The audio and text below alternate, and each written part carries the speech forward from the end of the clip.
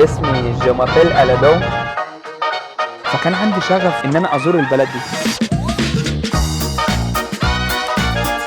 بيج باس باريس ده كان حلم. مدينة الحب، مدينة النور والفكر والثقافة. لو اي حد في الدنيا عنده طموح وعنده هدف والله هيوصل له حتى لو بعد ايه. باريس هي باريس.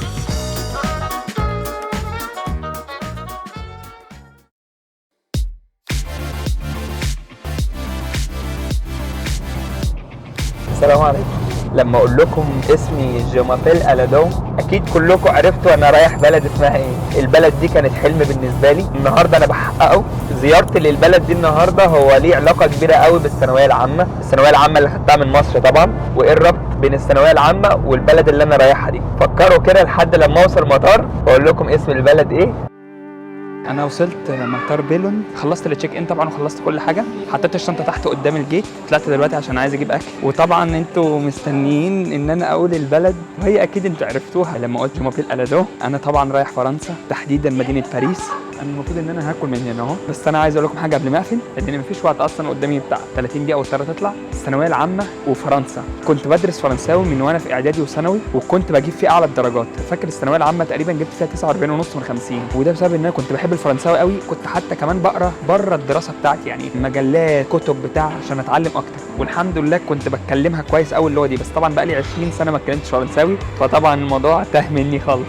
فكان عندي شغف من صغري ان انا ازور البلد دي. انا بحكي لكم القصه الصغيره دي عشان اوصل لكم حاجه. لو اي حد في الدنيا عنده طموح وعنده هدف والله هيوصل له حتى لو بعد ايه. حاجه بسيطه زي الثانويه العامه اللي كل الناس بتيجي تقول يا عم ثانويه عامه ايه، وانا ما جبتش الدرجات وما دخلتش الجامعه اللي انا عايزها وما دخلتش الكليه اللي انا عايزها. بس ممكن من الجامعه اللي انت ما دخلتهاش دي او من الكليه اللي انت ما دخلتهاش دي ممكن توصل لحاجه تانية احسن بطريقه تانية، وربنا دايما بياخد من حته وبيوصل من حته. الثانويه العامه مش نهايه المطاف، مش نهايه الحياه. انا كنت بعد الثانويه العامه لما ما دخلتش كليه الهندسه كنت بعيط بالدموع، وكنت متضايق قوي. بعد كده الحياه خدتني لحاجه احلى بكتير، سفر ورحلات وشرم الشيخ وبيزنس اونلاين، وربنا كرمني.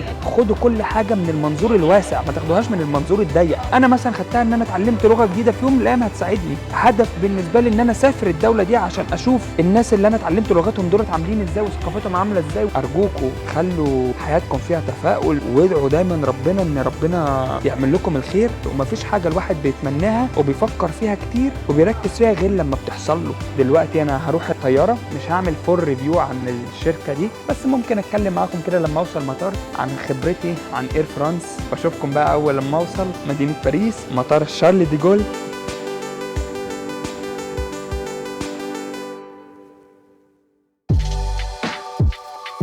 دلوقتي انا في الطياره. طبعا الاول الموضوع جامد، كراسي مريحه، فالموضوع يعني مش متعب زي براين اير، كانت الكراسي اصغر ومش مريحه قوي. موضوع بسيط وجميل على قد التكلفه، الموضوع كويس. حبيت اوريكم بس من ضمن الحاجات ان الاكل بقى عصير وميه وكيكه. بنتي كانت كويسه معايا فادتني كيكتين، يعني فالموضوع بصوا في الطلاوه خالص.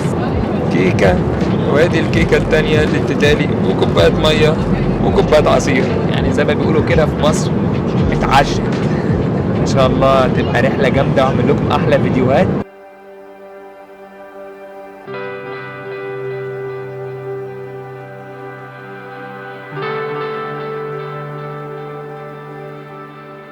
وصلت المطار، من اكبر المطارات اللي في العالم. انا مبسوط بجد، انا حققت حلم كان بالنسبه لي كبير قوي وانا عيل صغير كده. اول لما اخد الشنطه هنطلع بره، هروح اجيب العربيه لان انا مأجر عربيه كده. هطلع على الفندق، يلا بينا.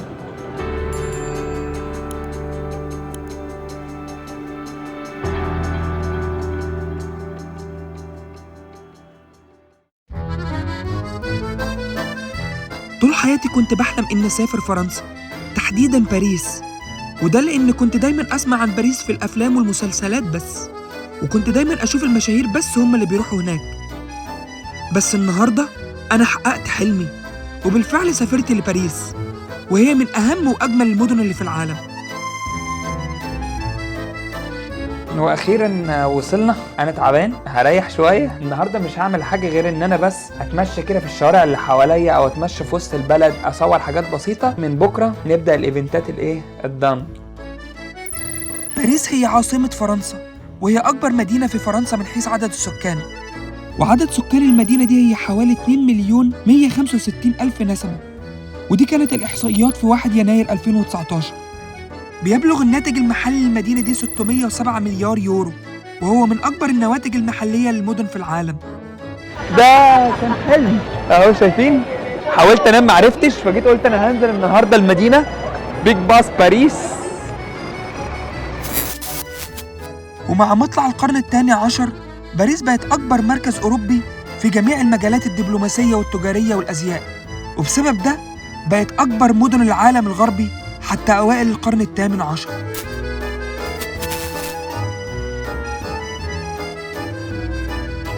انا ماشي طبعا بظهري عشان انا عايز اوريكم الخلفيه اللي ورايا دي. الجمدان اللي ورايا ده مش الخلفيه اللي ورايا، ده برج ايفل. ده كان حلم، ده كان حلم. هلف في المدينه هنا واستكشف عشان بكره بقى الايه التحت. المفروض ان ده الجيت الرئيسي اللي بتدخل منه لبرج ايفل. ده هنا على الشمال، المفروض ان انت بتدخل فري، بيتشيك بس الشنطه. وده هنا اهو اللاين ده واللاين ده تقريبا عشان تدفع فلوس ان انت لو عايز تطلع الدور الثاني الثالث العاشر المليون. بكره انا هدخل جوه وهطلع فوق وهصور المطعم وهنعمل شغل عالي قوي يعني، بس النهارده كده ايه اللمسه.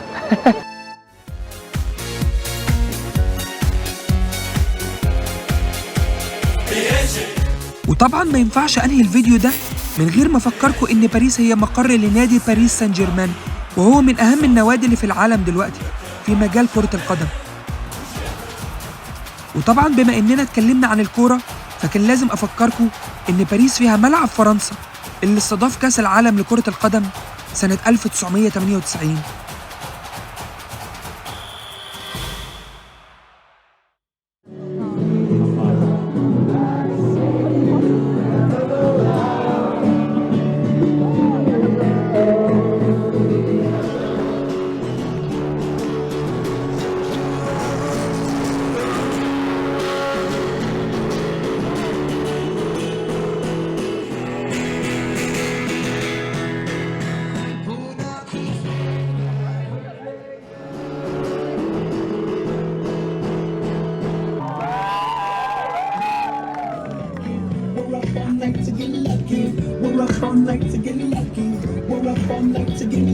وهنا الحلم اتحقق وخلصنا استكشاف النهاردة، وهي كانت جولة في عاصمة الموضة، مدينة الحب، مدينة النور والفكر والثقافة.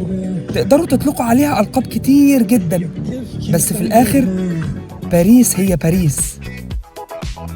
وبكده خلصنا الفلوج الاول. بدايته كانت من مطار بيلوند لمطار شارل دي جول في باريس فرنسا. نزلت اجرت العربيه، بعد كده طلعت الفندق، حاولت انام معرفتش انام، نزلت استكشف المدينه واستكشف اللي انا هصوره لكم الايام الجايه دي. بالامانه لقيت حاجات كتيره جميله حلوه هتتصور. باريس تحفه، الناس اللي فيها جمال وخفاف وقريبين كده للقلب. الاكل جميل جدا، انا اتغديت هناك او اتعشيت بقى معرفش. انا مبسوط وان شاء الله اعمل لكم شغل عالي قوي في باريس. افتكروا ان التارجت بتاعنا 1,000,000 مشترك في خلال سنة. افتكروا ان انا بلف العالم كله زي ما وعدتكم في اول فلوج عشان خاطر اوريكم حاجات جديدة وحاجات مختلفة وحاجات تعجبكم وتساعدكم. اكتبوا لي في التعليقات لو عايزين اي سؤال عن اي حاجة، السفر، الرحلات، الحياة، الشغل، الدراسة. انا هحاول اجتهد وارد على كل الاسئلة، ولو معرفتش ارد على اسئلة معينة هعرف الاجابة بتاعتها الصح ايه وهرجع ارد. انتوا اخواتي وانا بحبكم، وافتكروا ان احنا اول لما هنكون 1,000,000 مشترك هعلمكم اقوى واحلى بيزنس اونلاين عشان يبقوا معاكم فلوس وتسافروا وتروحوا وتعملوا اللي انا بعمله احسن كمان. ومش عايز منكم غير دعوة بسيطة في التعليقات، ونهاركم زي الفل، والسلام عليكم.